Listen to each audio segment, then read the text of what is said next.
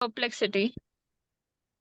Therefore, it behooves one to approach a bona fide spiritual master who can give one proper guidance for executing the purpose of life. All Vedic literatures advise us to approach a bona fide spiritual master to get free from the perplexities of life, which happen without our desire. They are like a forest fire that somehow blazes without being set by anyone. Similarly, the world situation is such that perplexities of life automatically appear without our wanting such confusion. No one wants fire, and yet it takes place and we become perplexed. The Vedic wisdom therefore advises that in order to solve the perplexities of life and to understand the science of the solution, one must approach a spiritual master who is in the disciplic succession. A person with a bona fide spiritual master is supposed to know everything. One should not, therefore, remain in material perplexities, but should approach a spiritual master. This is the purport of this verse. Yes, Prabhuji. After what I do generally, once we read one paragraph and then I explain. So kindly, can you just explain? Yes, it's a great honor to have your attention. You're all very fortunate having been born in the land of Bharat. But let me try to say in Prabhupada's footsteps here something essential here. What comes to mind, first of all, is that Srila Prabhupada often quoted that this word shishya, disciple, student. It comes from the Sanskrit shas. I think it's a verb. It's called dhatu. I'm not expert at Sanskrit, but Prabhupada would say like that many times. Shash dhatu. And that from that root, there are several cognates, words that come from that, such as shishya, but also shastra. So we're reading now the Bhagavad Gita, which is shastra. It's the Vedic literature's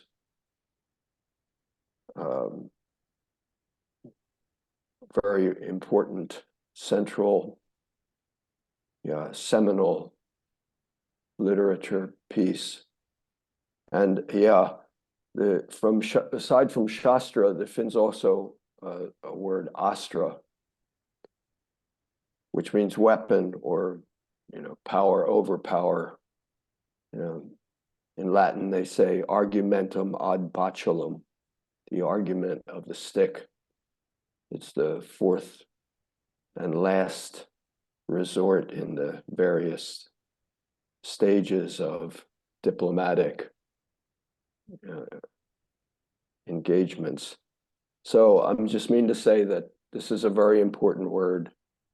And here Arjuna is changing the tone of the exchange with Krishna from light-handed, not exactly light-handed, he was very heavy in the first chapter, but I mean to say he was not submissive to Krishna as guru. But now in this perplexity, or this, what did Prabhupada call it? Yeah, perplexities at every step. He's,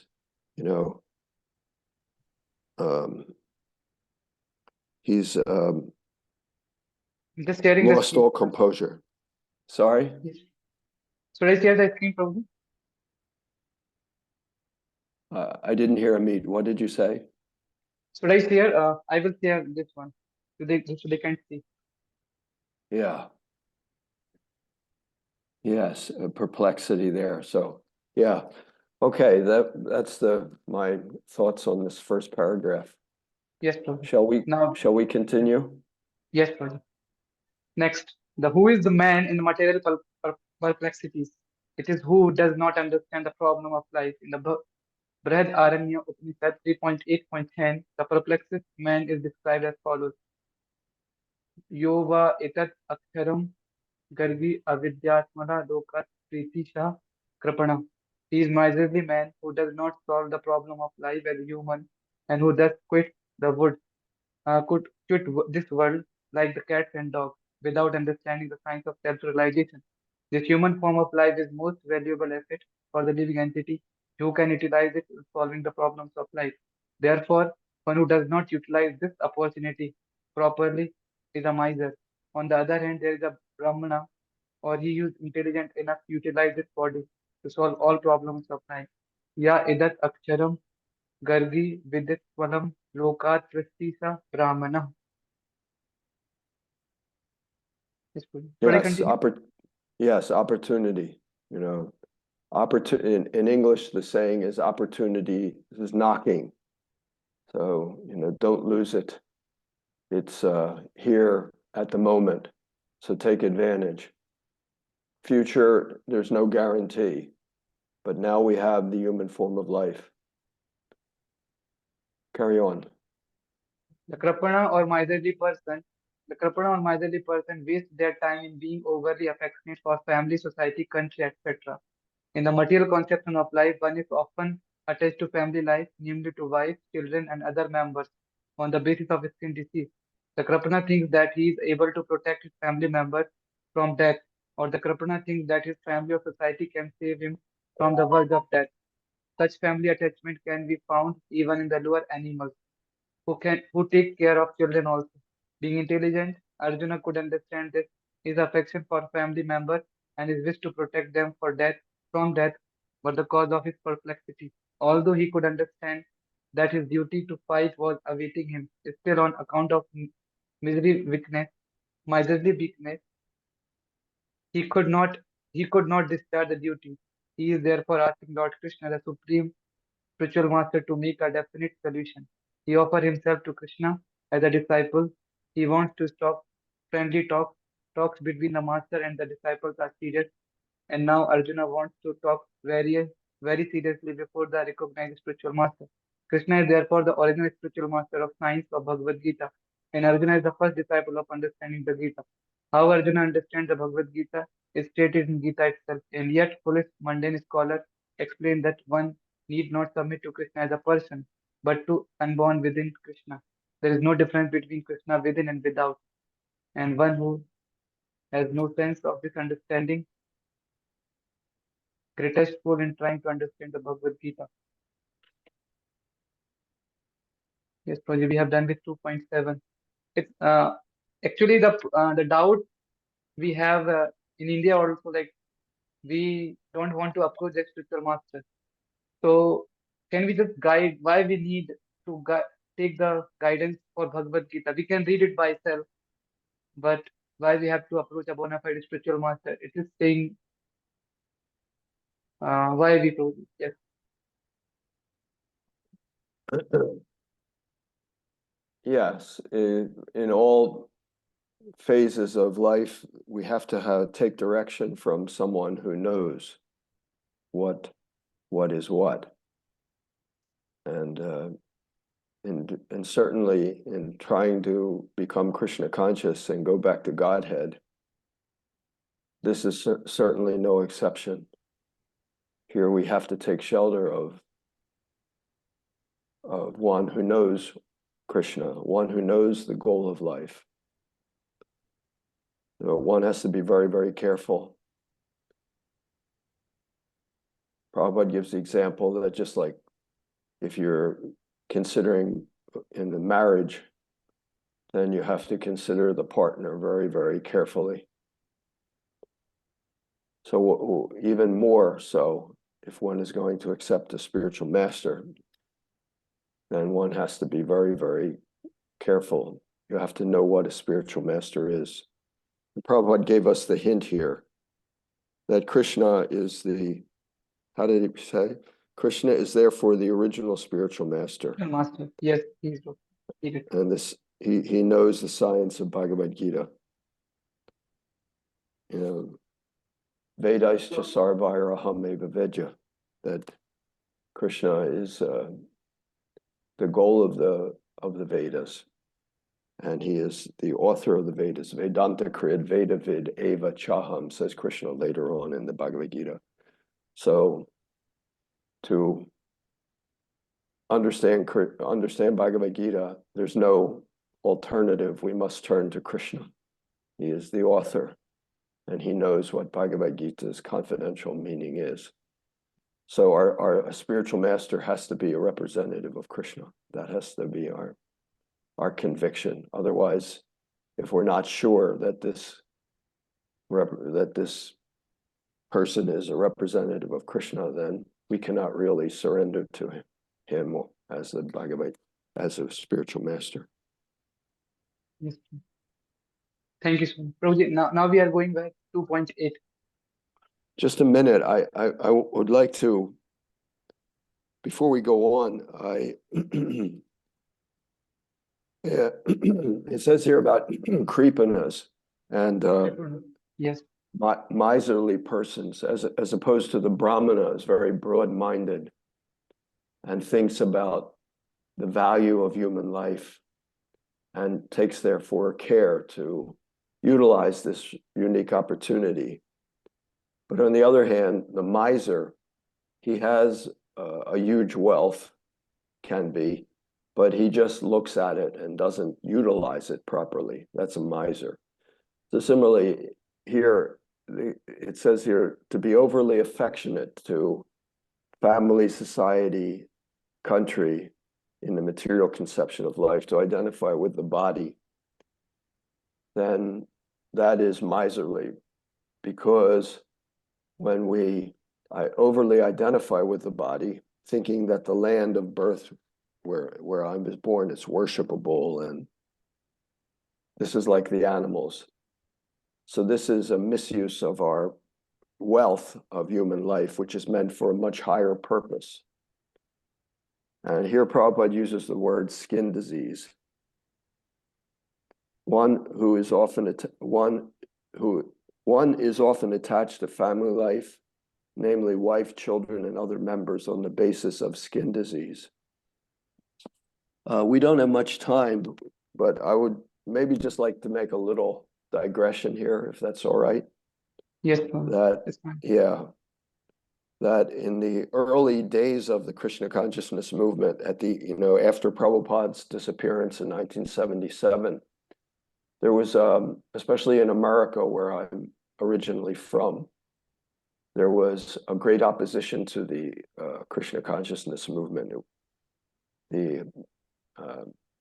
Some parents of young devotees who were, young adults who joined the Hare Krishna movement, they gave up their college education and careers, joined the movement, and they were formerly Christians, or some of them from Jewish background. So they're priests and rabbis. They became concerned, and surrendering to a guru was going against the ideal of the land of the free and democratic freedom, they thought. So there was a great doubt, and there was a organized opposition. And at that time, they were even kidnapping members of the Krishna consciousness movement and on the assumption that they were brainwashed by the cult leader. They thought they were afraid that Prabhupada was some kind of totalitarian, dictator who was exploiting the youth of America, like that. So there was a movement called the deprogramming movement, where they were kidnapping devotees and subjecting them to a coercive psychological process, an attempt to bring them away from their Krishna consciousness, which they thought was brainwashing. And in this regard, they quoted these deprogrammers. I remember they tried that, and they quoted this, that when Prabhupada says that too much attachment to family is skin disease, they thought that this was an indication that the cult leader was trying to destroy family life and exploit these young people by brainwashing them. But that Prabhupada was vindicated from that allegation long ago, because it's not a fact in any case that you can brainwash someone and make him into a robot. A man convinced against his will is of the same opinion still as the English.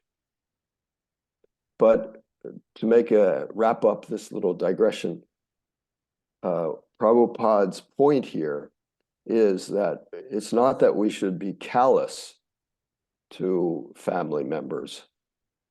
We have to be very dutiful. But later in the Srimad Bhagavatam, Prahlad Maharaj, he will say, he will quote a verse that is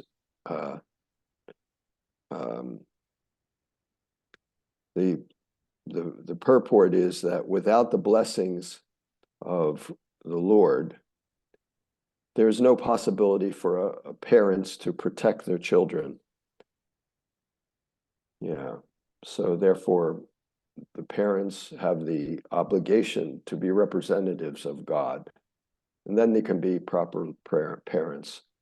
Similarly, a guru is only possible to be a guru if that guru, if that guru is actually a representative of God.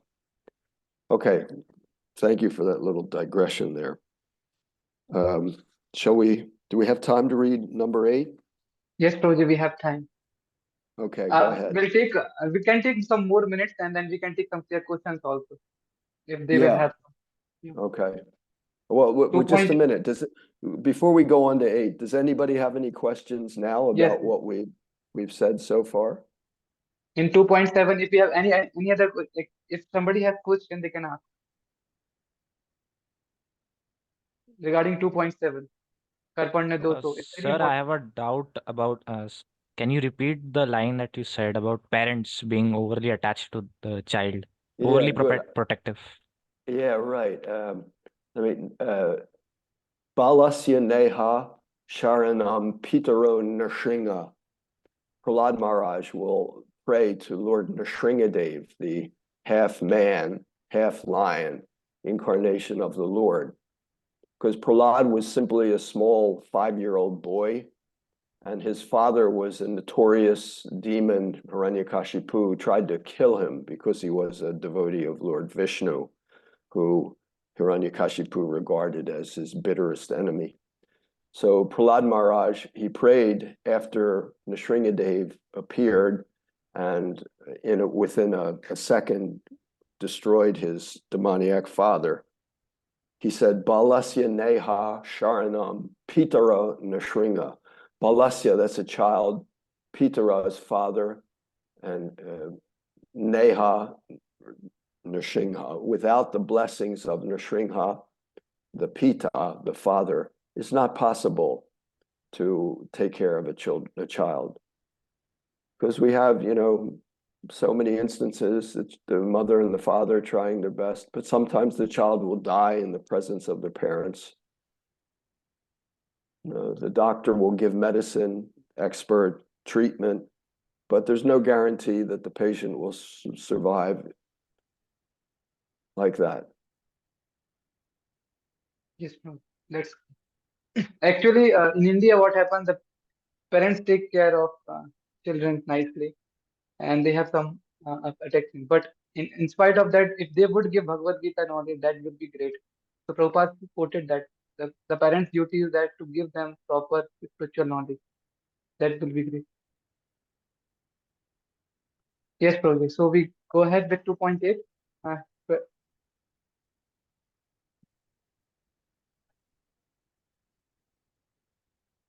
Yes.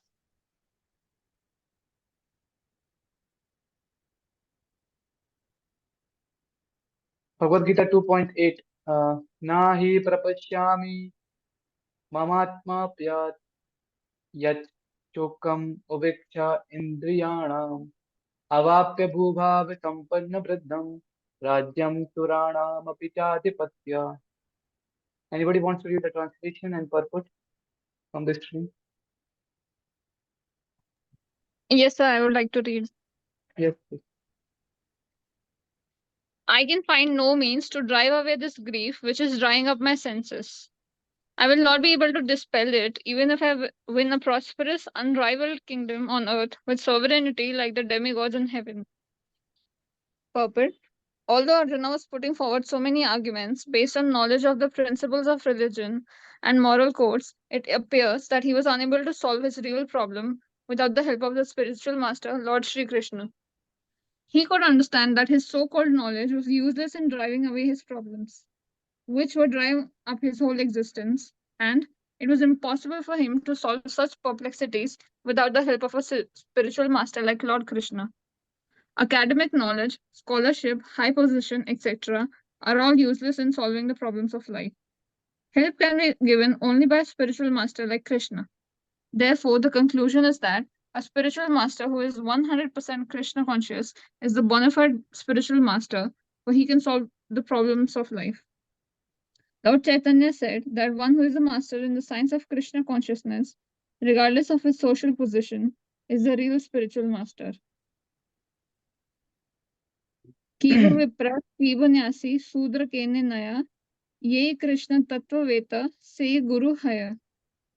It does not matter whether a person is a Vipra, learned scholar in Vedic wisdom, or is born in a lower family, or is in the renounced order of life. If he is a master in the science of Krishna, he is a perfect and bona fide spiritual master. Chaitanya Charitamrita Madhya 8.128. So, without being a master in the science of Krishna consciousness, no one is a bona fide spiritual master.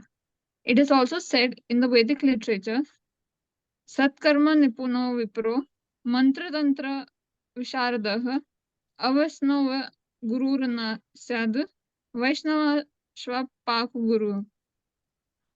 A scholarly Brahman, expert in all subjects of Vedic knowledge, is unfit to become a spiritual master without being a Vaishnava or expert in the sense of Krishna consciousness.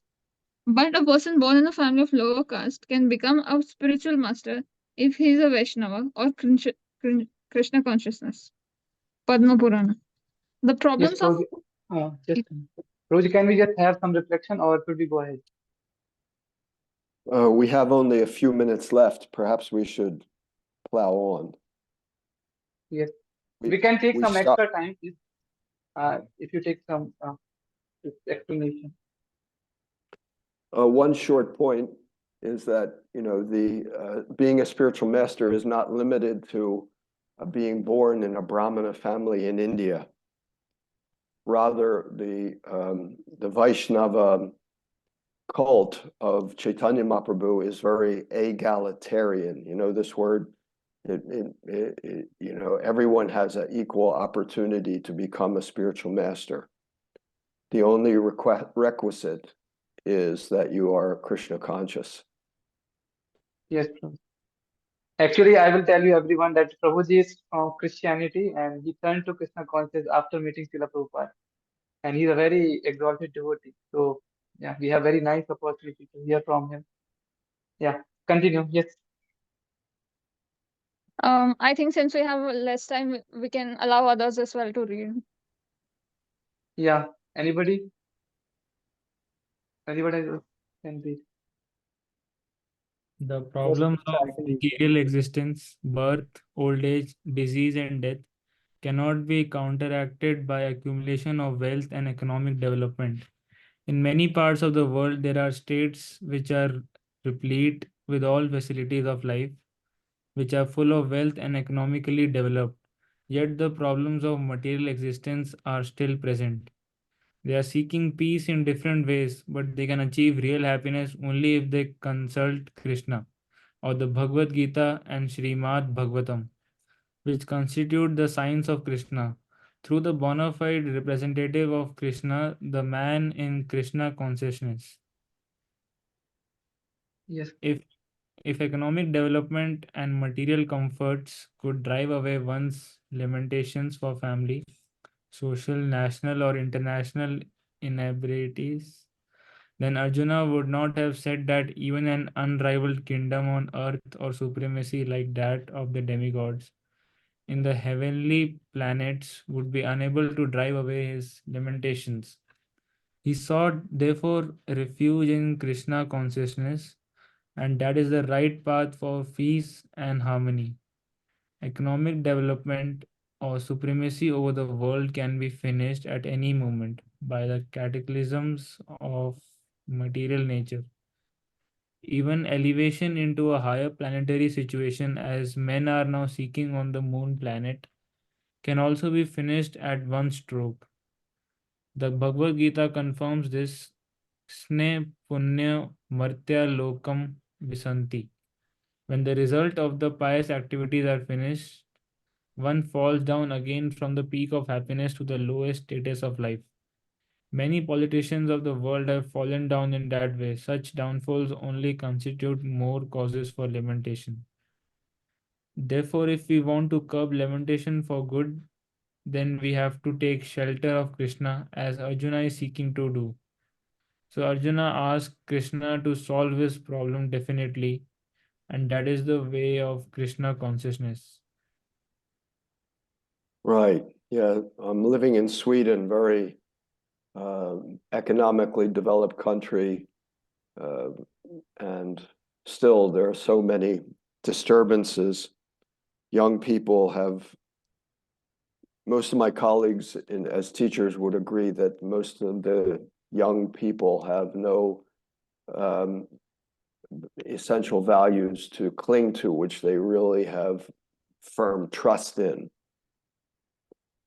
Bombarded by information from the internet, and also without any good guidance, the money in the bank will not be a big help.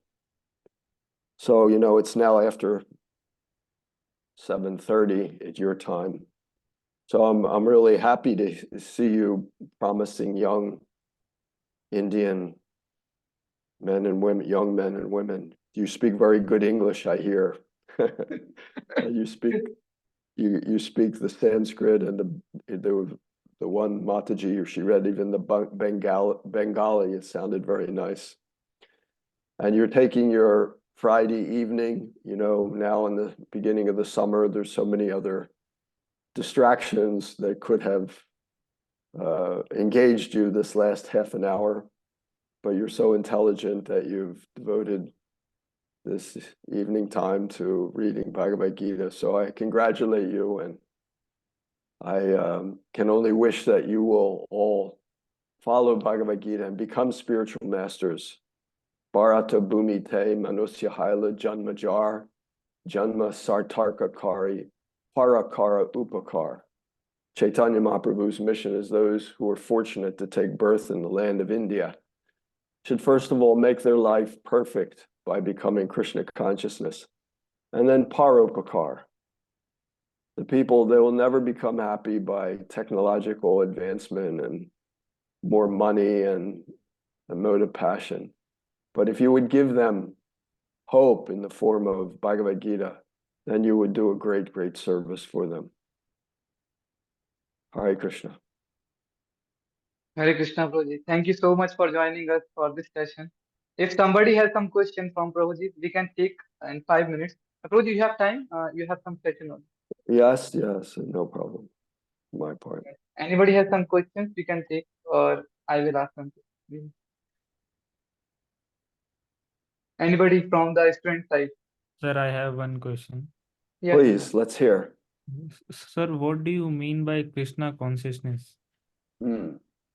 Yeah, Krishna Bhavanamrita, or Krishna Bhakti Rasa Bhavita Mati. These are, it means to be absorbed in the mellow, the rasa, the mood, or the consciousness that the Supreme Lord is a fact.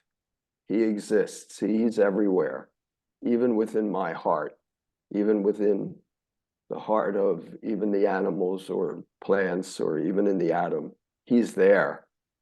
And our only business in the final analysis is that we must become aware of our relationship with the Lord. And that's a loving exchange.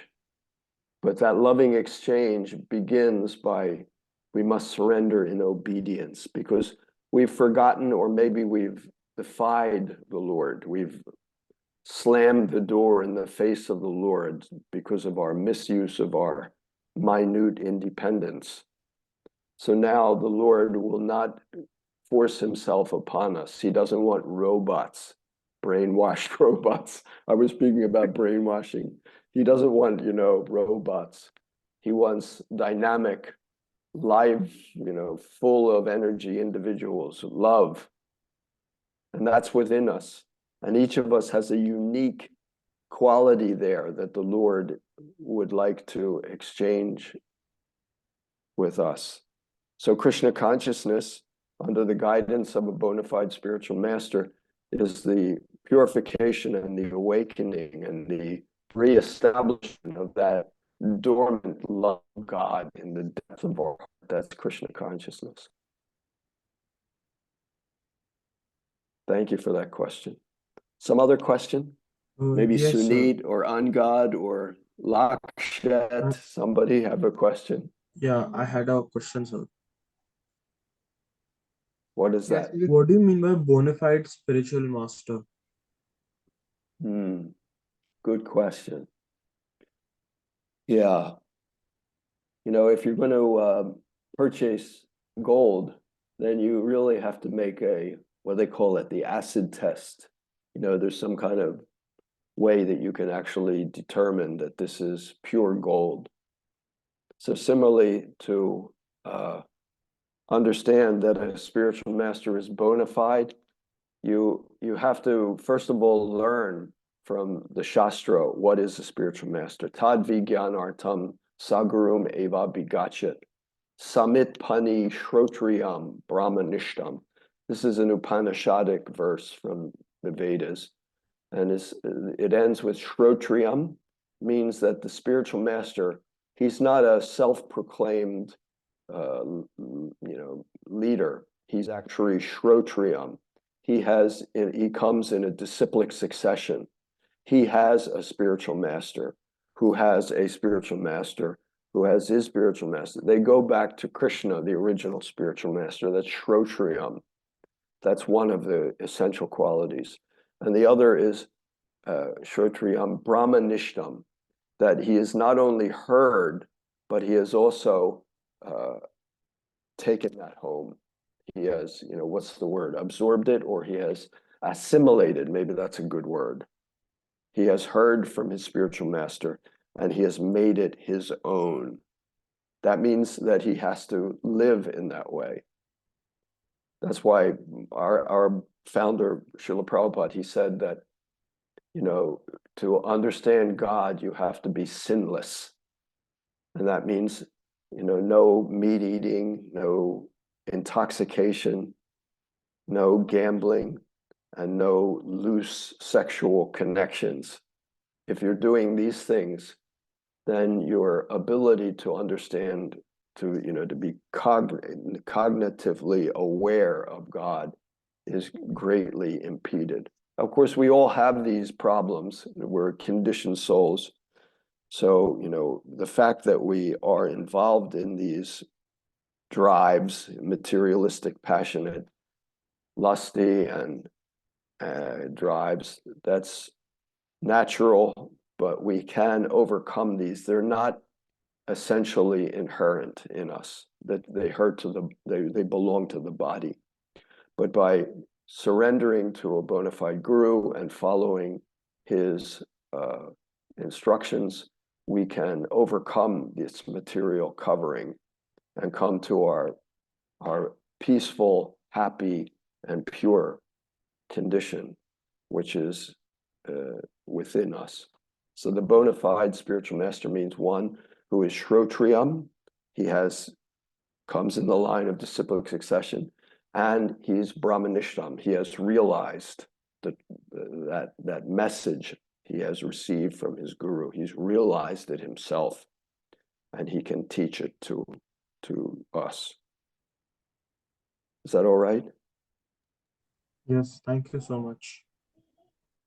Yes, Prabhuji. Thank you so much for giving us your valuable, precious time. And Hare Krishna. I just want to say meditation about Hare Krishna Mahamantra. So I didn't teach them about the Hare Krishna Mahamantra. So they can chant. So can you just tell little bit 2 minutes about the Hare Krishna Mahamantra, why we should chant and how can we chant it? Right. Harinam eva kevalo kalo nesta eva gatiranyata. That in this age of Kali, which is an ocean of faults, it's the winter for spiritual advancement. There's still one great benediction, one great dispensation that it's become in this, because the age is so unfavorable, the Krishna has kindly made his approach very, very easy, and that's in the form of sound. So of all the mantras, the Hare Krishna mantra is called Maha Mantra. It consists of only 3 words. And Chaitanya Mahaprabhu, he kindly appeared to give us this very, very easy, but very, very powerful process. So we can all easily make advancement by chanting the holy name of God. Hare Krishna, Krishna Krishna, Hare Hare, Hare Ram, Ram Ram, Hare Hare. And finally, to wrap this up, I would just like to say, instead of being a victim of this bully mind, the mind is like a big bully pushing us to think this and plan that, and we think we have to control things. We think we have to. The mind is like a bully pushing us here or there. But by the power of the listening, simply to hear, then the mind, we escape this bullying of the mind. And that is only possible by peacefully obeying the order of the spiritual master to simply hear. And that requires some practice. It's not a cheap thing. Our Prabhupada, he asked us to recite 16 rounds on our beads every day. It takes about maximum 2 hours. But if you do that regularly, then you become gradually free from the bullying of the mind, because that's the medicine for this age. It's Bhavoshadach. Ausadi means medicine, and bhava means this repeated birth and death in this material world. So the bullying of the mind can be overcome by power of Hare Krishna mantra. Yes, Try Prabhuji. it. Try it. I think they will try, or some of them are trying actually. Some of my friends they're taking, and some of them are from Agra, so they know like the Mathura is very near, so they sometimes go. So actually, we met in Vrindavan when I was doing parikrama. Prabhuji was there, and it was a very nice opportunity to serve him. And that time I just got connection with Prabhuji, and now he's guiding us through Chaitanya Charitamrita every morning from 9 to 9:30. We have classes, and it's very wonderful to hear from him. Chaitanya Charitamrita. So by Krishna's grace, I was praying that somebody will come and I will hear Chaitanya Charitamrita, and Krishna sent to you, Prabhuji. I will say that Krishna sent. Yeah. So thank you so much, Prabhuji, and now we are ending the meeting. Thank you everyone to join us this session. Thank you, Prabhuji. Thank you, Thank sir. you, Hare Krishna. Prabhuji. Hare Krishna. Hare Krishna. Take care. Hare Hare Krishna. Rama. Hare Krishna. Hare Krishna. So yeah, thank you, Prabhuji, for Hare giving us Bol. your precious time. Hari Bol. We'll meet tomorrow. Thank you, Hare Prabhupada. Krishna. Hare Hare Krishna.